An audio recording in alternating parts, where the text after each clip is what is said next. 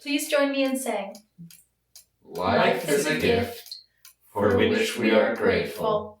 We gather in community to celebrate the glories and the mysteries of this great gift. Dear friends, welcome to worship at First Church. My name is Richard Waring, a member of the worship committee. Here's a poem that I wrote during our pandemic called Above the Mask. I have become a student of eyes, those twin sentinels in the watchtower of the head, glances that are my daily bread and water, shelterless above the mask, a last stand against anonymity. Eyes as beautiful as butterfly wings, as violets wet with dew, or triggered with terror by a sudden cough. They can be shy as stars by day, bold as moonbeams by night, light emitting, barely endured. Eyes unknown and unknowable, loved despite hardships that tried to steal their brightness. Eyes that stop speech, speak louder than any voice. They dilate, open to all mysteries, close to what's not possible. At the end of the day, around the campfires of their lashes, eyes are the pioneers of whatever love or sorrow beckons across the vast expanse of the face. Their prophecies frightening, promising the only way forward.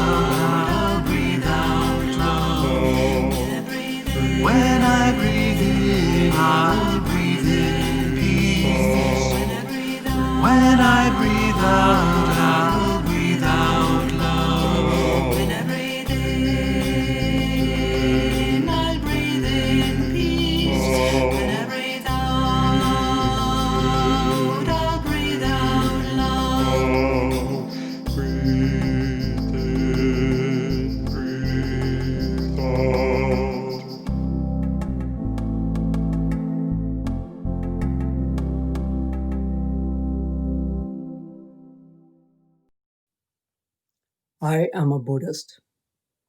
I was not born into a Buddhist family, but rather I converted to Buddhism as an adult. There are many schools of Buddhism, and I am a Zen Buddhist in the tradition of Vietnamese master Thich Nhat Hanh. Thich Nhat Hanh is probably the most famous Buddhist in the world after the Dalai Lama.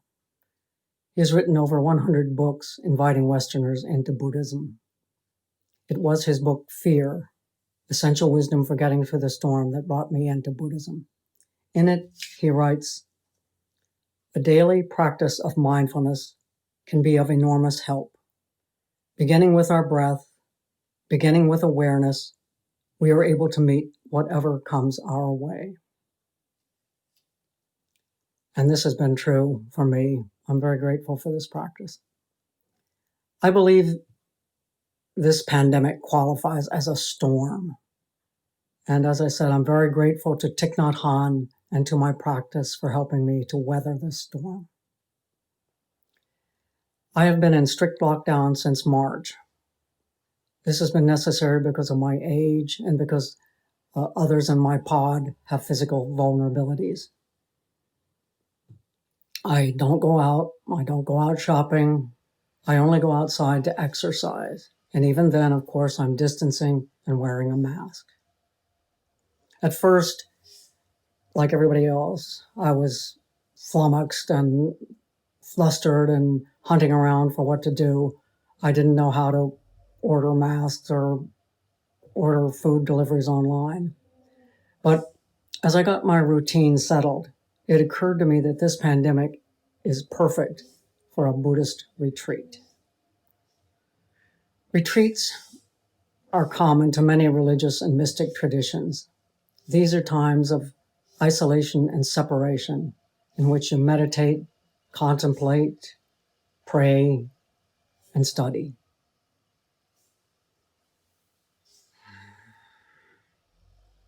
Buddhism doesn't have baptism. Instead, it asks that you say these phrases. I take refuge in the Buddha. I take refuge in the Dharma, which are the Buddhist teachings. I take refuge in the Sangha, which is the community of Buddhist practitioners. Once you've done this, you have a new family, a new identity, a new home.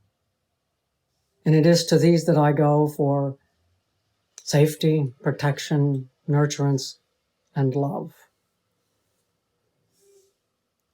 When the Buddha was 80 and about to die, he told his practitioners that they should take refuge in the island of the self.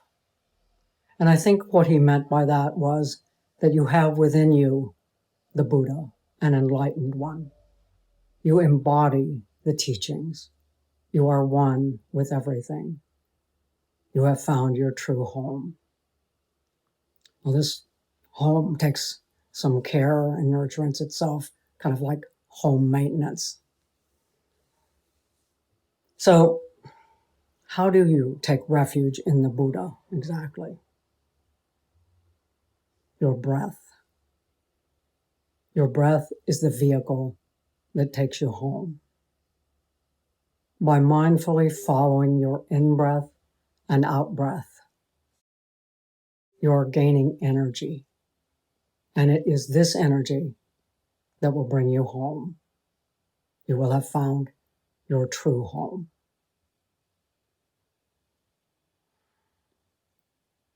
So, what are my retreat practices? Well, I try to leave every day in mindfulness.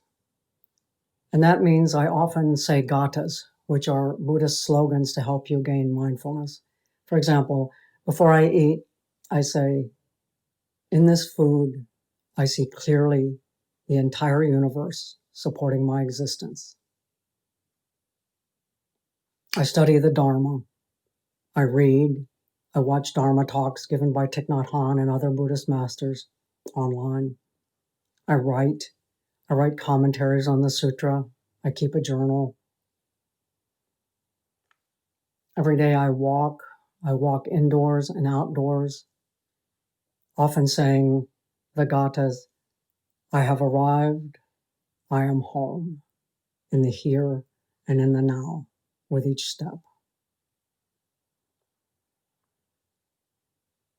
But the bulk of my retreat is taken up by meditation. It is in meditation that I accrue energy. I bring myself home. Deep, slow, calm, ease, smile, release. Buddhism has a practice called sharing the merit. And it is believed that through your practice, through your activities, through your work, you accrue limitless benefits, which you can share with others. And I would like to share the merits of my practice in this retreat with you and with beings who are suffering everywhere. Thank you.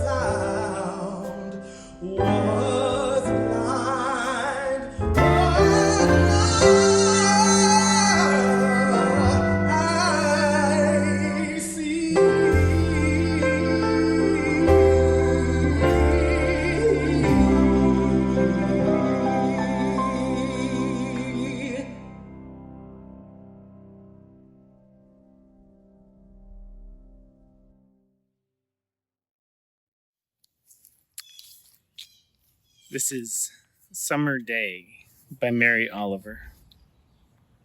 Who made the world? Who made the swan and the black bear? Who made the grasshopper? This grasshopper, I mean.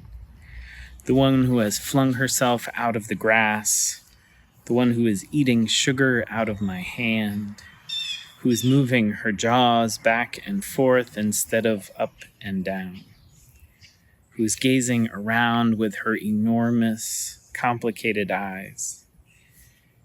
Now she lifts her pale forearms and thoroughly washes her face. Now she snaps her wings open and floats away.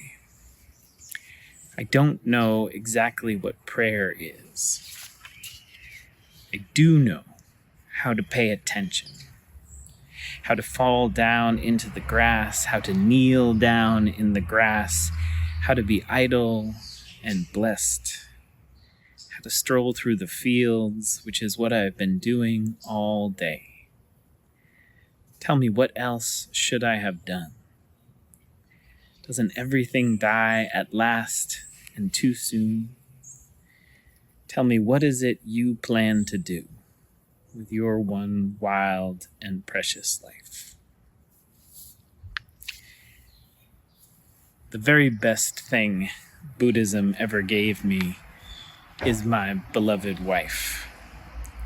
We met at Buddha's Belly, a meditation group at the Arlington Street Church where we were both puppies back in the day.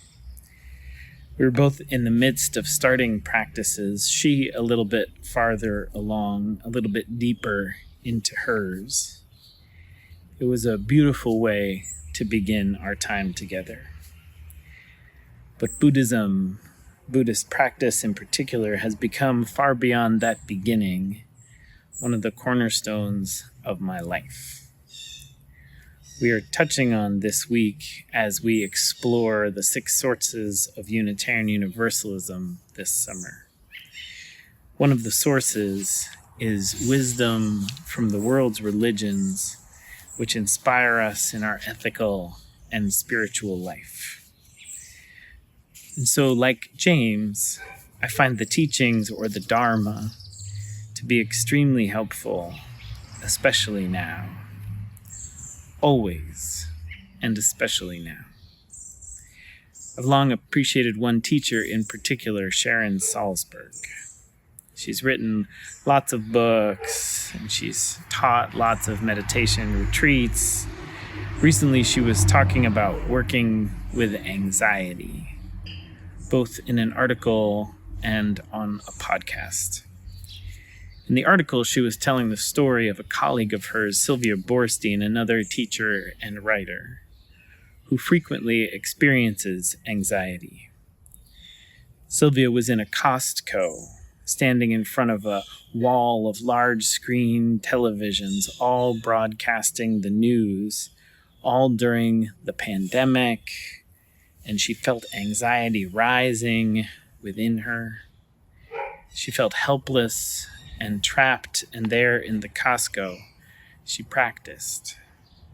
She noticed the feelings and sensations, and she brought her practice to the moment. Beautifully, in her teaching, Sharon Salzberg said something I found very helpful. She said that when she drills down into the many of the hard feelings she's having recently, fear, hopelessness, anxiety, when she really pays attention to it, there's a feeling of helplessness. That all this stressful stuff is happening and it is all beyond our control.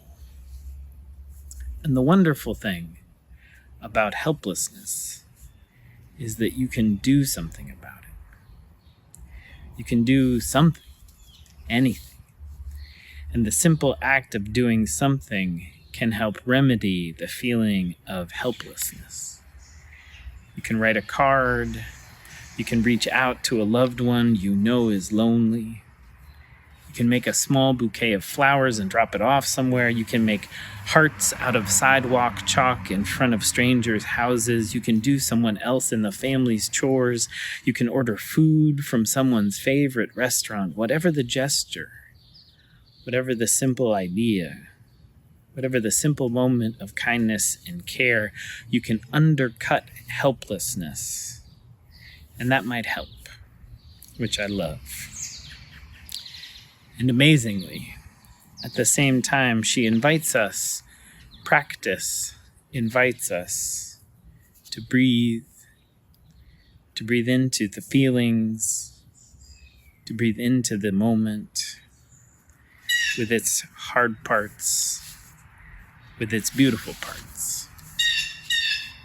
She mentioned something simple, some guidance around breathing, which I found wonderful and immediately applicable. She says that lessons from biology have confirmed that the simple act of breathing out for longer than you breathe in can help clarify you and relax you. For example, breathing out for a count of 2,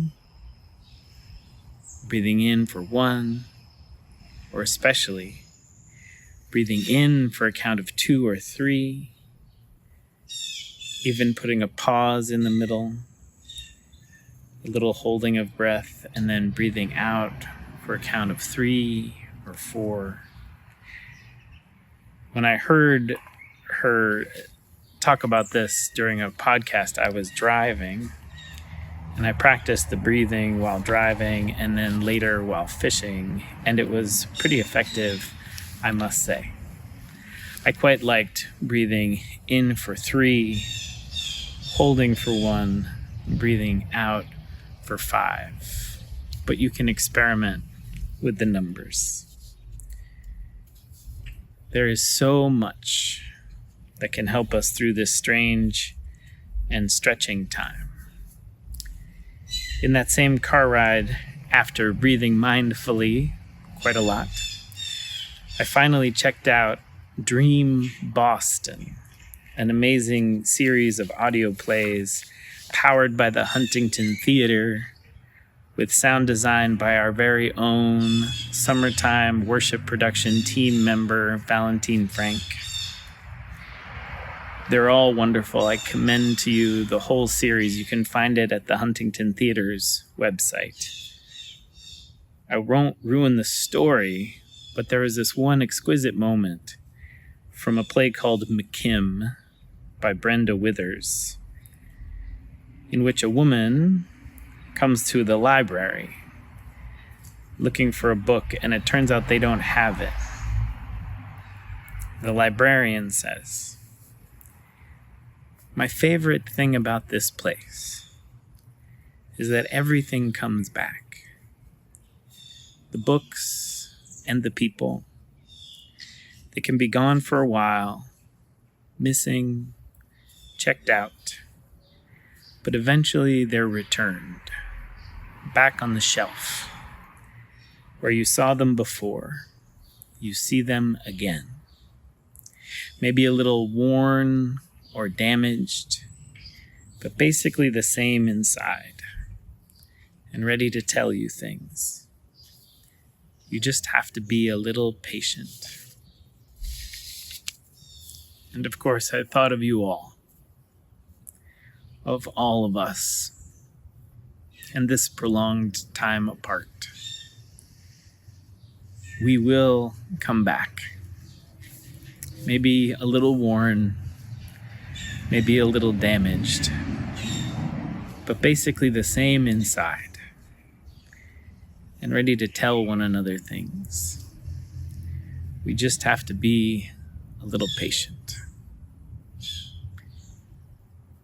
Amen.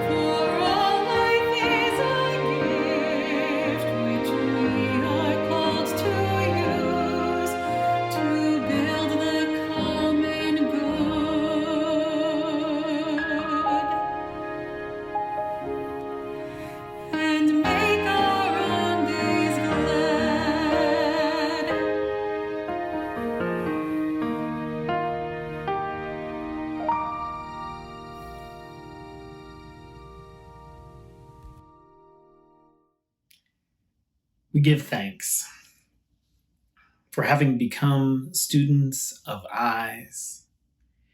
We give thanks for eyes unknown and unknowable, for their prophecies frightening, promising the only way forward. We give thanks for teaching and practice as we weather this storm, for refuge in the island of self. We give thanks for I arrive, I am home, in the here and in the now. We give thanks for this grasshopper, for kneeling down in the grass, for counting breaths in Costco, for simple acts of defying helplessness. We give thanks for building a new way, for all of us returning.